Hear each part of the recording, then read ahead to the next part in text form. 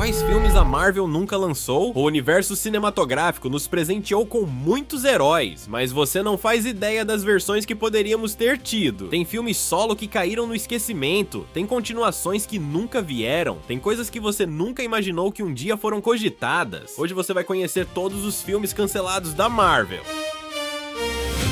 Começando com um que eu esperei por muito tempo e nunca veio. Homem-Aranha 4 do Sam Raimi. Depois do sucesso estrondoso dos dois primeiros filmes e da recepção mista do terceiro, a expectativa para o quarto era gigantesca. O Sam Raimi, diretor por trás da trilogia original, estava pronto para voltar. Os vilões já estavam escolhidos. Teríamos o Abutre, que seria interpretado por John Malkovich, e a Felicia Hardy, a Gata Negra, que seria a Vulturette, filha do Abutre, vivida pela Anne Hathaway. A trama prometia um Peter Parker lidando com a separação de Mary Jane, o que já daria um tom mais maduro para a história, mas por que não rolou? O próprio Raimi não estava satisfeito com o roteiro, e a Sony, como sempre, estava com pressa. Ele preferiu sair a entregar um filme que não estivesse à altura do que ele acreditava. No fim das contas, o filme nunca aconteceu.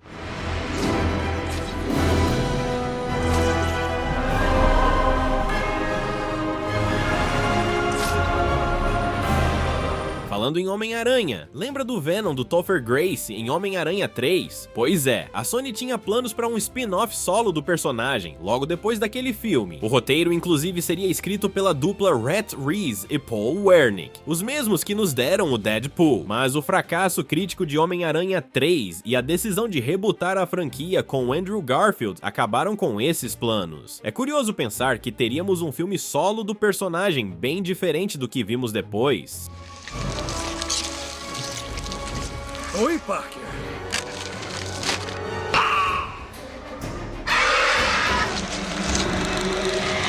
E por falar em Andrew Garfield, quem não queria ver o espetacular Homem-Aranha 3? Muitos amam e muitos odeiam, mas eu sou um dos que queria ver a continuação dessa versão do Teioso. O Mark Webb, diretor dos dois primeiros, tinha uma visão bem clara para a sequência. O Peter estaria lidando com a morte da Gwen Stacy, um momento super dramático, e o Norman Osborn voltaria, mas de uma forma bem bizarra, apenas a cabeça dele em um frasco. Imagina a loucura que seria isso, mas a recepção morna de O Espetacular Homem-Aranha 2 e o famoso Sony Hack de 2014, que expôs e-mails e planos da Sony, foram o prego no caixão, e isso abriu caminho para o acordo com a Marvel Studios e a introdução do Homem-Aranha no UCM. No fim das contas, foi bom para a gente ver o personagem interagindo com outros heróis, mas a curiosidade de ver essa versão sempre fica. Você quer que eu vá até aí pra você poder me matar? Sim! Já tô indo pra aí. Nada como estar em casa.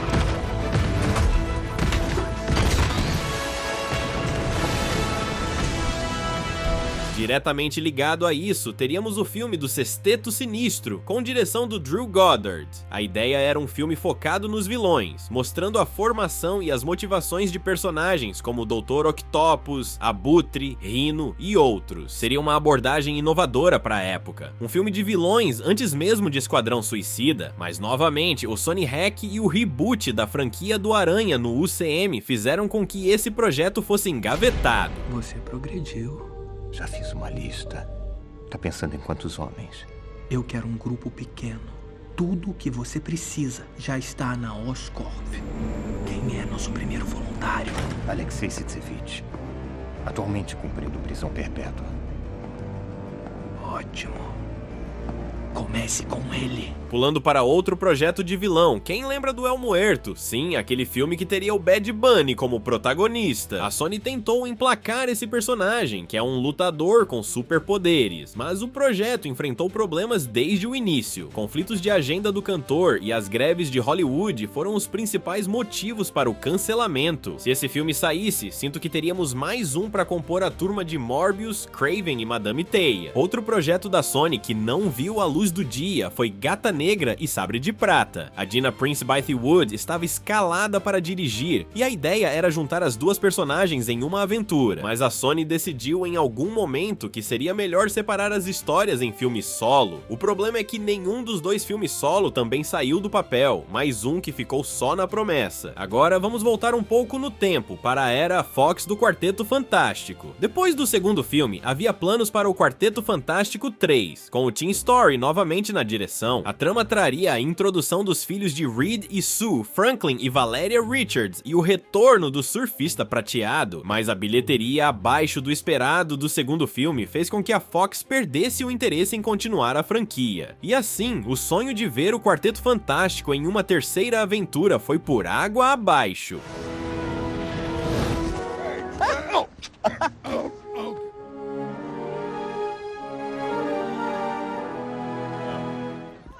E por falar no surfista, ele quase teve um spin-off solo na Fox. O roteirista J. Michael Straczynski, conhecido por seu trabalho em quadrinhos, chegou a escrever um roteiro que exploraria a origem do personagem de forma mais aprofundada, mas com o cancelamento de Quarteto Fantástico 3, o projeto do surfista também foi junto. Uma pena, porque o personagem tem um potencial enorme para histórias cósmicas. Pessoalmente, sempre achei essa versão do personagem incrível e iria curtir muito ver mais dele.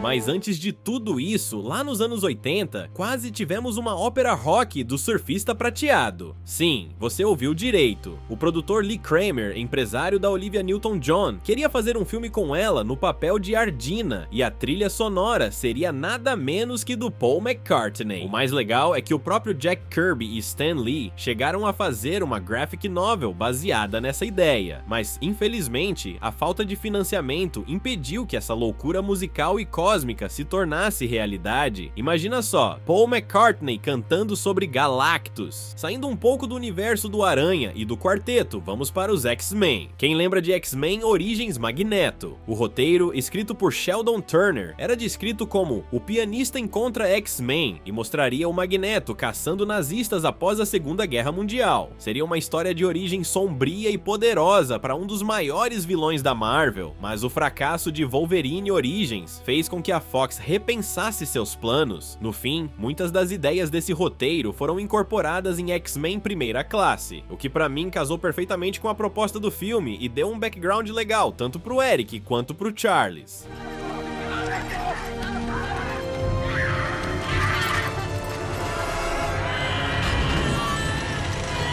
Outro projeto mutante que ficou na gaveta foi Homem Múltiplo, que teria o James Franco como protagonista. A ideia era explorar as múltiplas personalidades e habilidades do personagem, mas com a compra da Fox pela Disney, todos esses projetos foram cancelados. A mesma coisa aconteceu com o filme da X-Force, que teria o Deadpool, Cable e Dominó, e seria dirigido por Drew Goddard ou Joe Carnahan. E também com o filme solo da Kitty Pryde, a Lince Negra, que seria dirigido pelo Tim Miller, o mesmo de Deadpool, e até mesmo um filme solo da Laura, a X-23, uma sequência de Logan, que seria dirigido pelo James Mangold. A Disney chegou e fez uma limpa geral nos planos da Fox para os mutantes, para integrar tudo ao UCM, e quem não se lembra do inferno de desenvolvimento do filme do Gambit? O Channing Tatum estava escalado para viver o mutante ladrão, e vários diretores como Rupert Wyatt, Doug Liman e Gore Verbinski entraram e saíram do projeto. Foram anos de idas e vindas, com roteiros sendo reescritos e datas de lançamento sendo adiadas. No fim, a compra da Fox pela Disney foi o golpe final. Depois, o personagem finalmente apareceu em tela em Deadpool e Wolverine como uma piada por toda essa situação. No fim das contas, Tatum conseguiu seu lugar ao sol. Me chamam de Gambit. Você jura? Tem certeza que não é uma coisa que você queria muito, muito mesmo, mas na verdade nunca pegou? Quase tivemos também Demolidor 2 com o Ben Affleck. Sim, depois do filme de 2003, havia planos para uma sequência, mas o próprio Ben Affleck odiou a experiência de fazer o primeiro filme e a recepção crítica não ajudou. O resultado? O projeto foi cancelado e o Demolidor só voltaria anos depois em uma série aclamada pela Netflix. E eu prefiro agradecer por isso.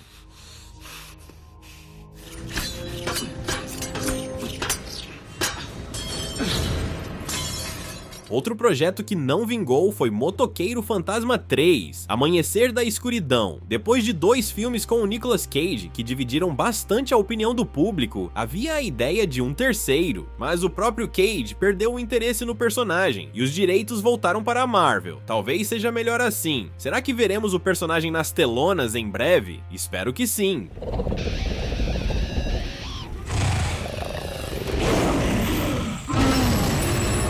Justiceiro 2 com o Thomas Jane, depois do filme de 2004, Jane, que fez um trabalho excelente como Frank Castle, queria muito uma sequência. O vilão seria o Jigsaw, e havia até rumores de que o Michael Keaton poderia interpretá-lo, mas Thomas saiu do projeto por não gostar do roteiro e por cortes no orçamento. O resultado foi o reboot Justiceiro Zona de Guerra, que não teve a mesma recepção. Uma pena, porque o Thomas Jane tinha uma paixão enorme pelo personagem. O Blade 4 com o Wesley Snipes também ficou só na vontade. O Snipes queria uma história mais grandiosa, com Blade enfrentando deuses ou algo apocalíptico, mas problemas legais do ator e o retorno dos direitos do personagem para a Marvel Studios impediram que isso acontecesse. Agora estamos aguardando o novo filme do Blade no UCM, com uma Mahershala Ali, que está parecendo mais uma lenda urbana do que um projeto sólido.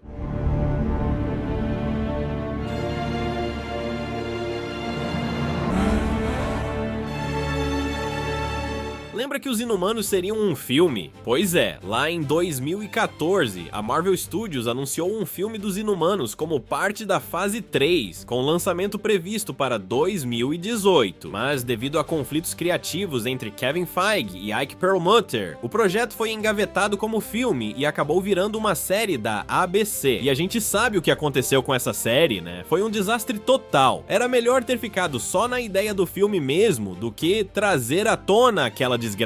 Um cancelamento mais recente, mas que foi reformulado, é o de Vingadores Dinastia Kang. Com a demissão de Jonathan Majors, que interpretava o Kang, a Marvel decidiu mudar os planos. O filme passou a se chamar Vingadores Doomsday e terá o Doutor Destino como o grande vilão, uma mudança e tanto, mas que pode ser para melhor, considerando o potencial do Destino. James Gunn, antes de ir para a DC, tinha planos para um filme dos Saqueadores. Ele queria explorar mais o grupo de Sylvester Stallone, que apareceu em Guardiões da Galáxia Volume 2. Seria um spin-off divertido com esses personagens mais secundários, mas com a saída de Gunn e as mudanças de foco no UCM, o projeto foi deixado de lado. Quem sabe um dia, né? Olha, é uma vergonha que tenha sido necessário uma tragédia como Yondo nos deixar para nos unirmos de novo, mas acho que ele se orgulharia de saber que estamos de volta como equipe. Tô dentro. Senti tanta saudade de vocês.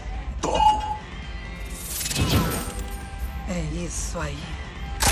Vamos roubar algumas coisas? O Incrível Hulk 2 com o Edward Norton também é um clássico dos filmes cancelados. A trama traria o retorno do líder e do Abominável, o que seria incrível. Mas os conflitos criativos entre o Edward Norton e a Marvel, além dos problemas de direitos com a Universal, fizeram com que o projeto não fosse para frente. O Hulk acabou sendo reformulado e interpretado pelo Mark Ruffalo no UCM, e o líder reapareceu anos depois em Capitão América Admirável Mundo Novo.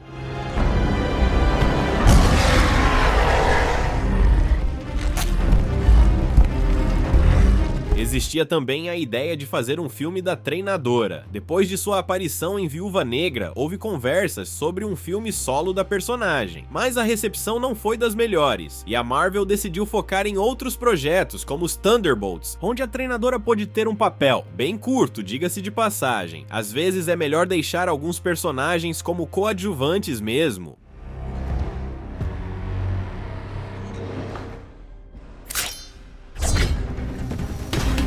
O Nick Fury também quase teve um filme solo. O Samuel L. Jackson queria um filme no estilo Missão Impossível, mostrando as aventuras do espião, mas a Marvel preferiu usá-lo como a cola que unia os filmes do UCM e mais tarde em séries como Invasão Secreta. Convenhamos, ele funciona muito bem nesse papel de mentor e articulador, mas eu ia achar incrível ver um projeto dele nos moldes de filmes de espião. Acha que é o único super-herói do mundo? Sr. Stark, faz parte de um universo maior. Nick Fury, diretor da S.H.I.E.L.D. Eu estou aqui para falar sobre o Projeto Vingadores.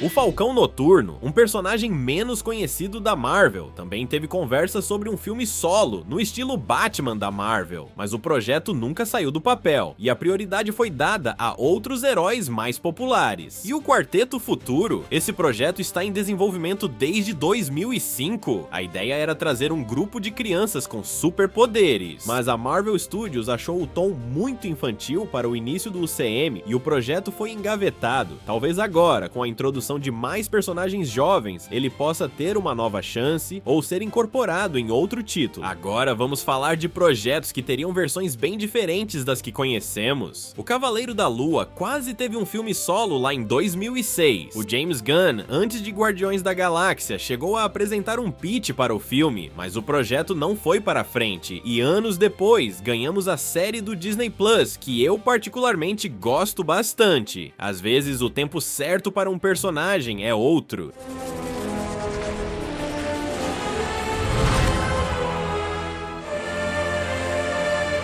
O Lobisomem na Noite também teve uma versão cinematográfica antiga planejada lá em 2005 com o roteiro de Robert Nelson Jacobs. Mas o projeto não avançou e no fim tivemos o especial de Halloween no Disney+, que foi super elogiado, uma prova de que nem sempre o formato original é o melhor.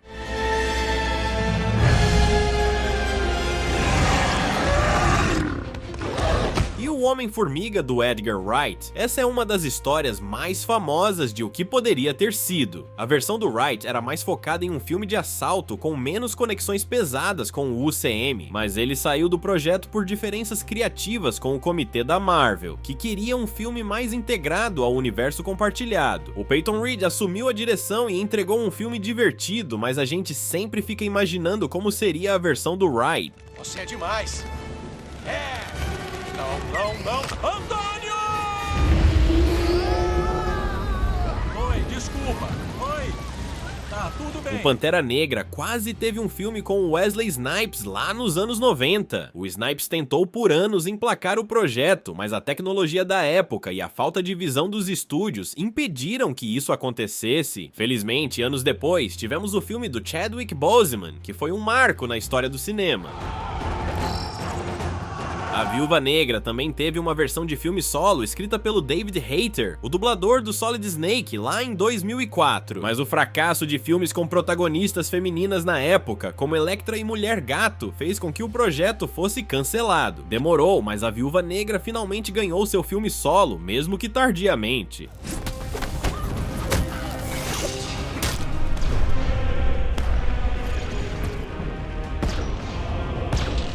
Para fechar com chave de ouro, o Doutor Estranho quase teve uma versão dirigida pelo Guillermo del Toro e com roteiro do Neil Gaiman. Imagina só a estética gótica e fantástica que esses dois trariam para o Mago Supremo. Mas a Marvel Studios queria algo mais alinhado ao tom do UCM nascente e a visão deles não se encaixava. No fim, tivemos o filme do Scott Derrickson, que é ótimo, mas a versão de del Toro e Gaiman seria algo único. É algo que eu pagaria para ver.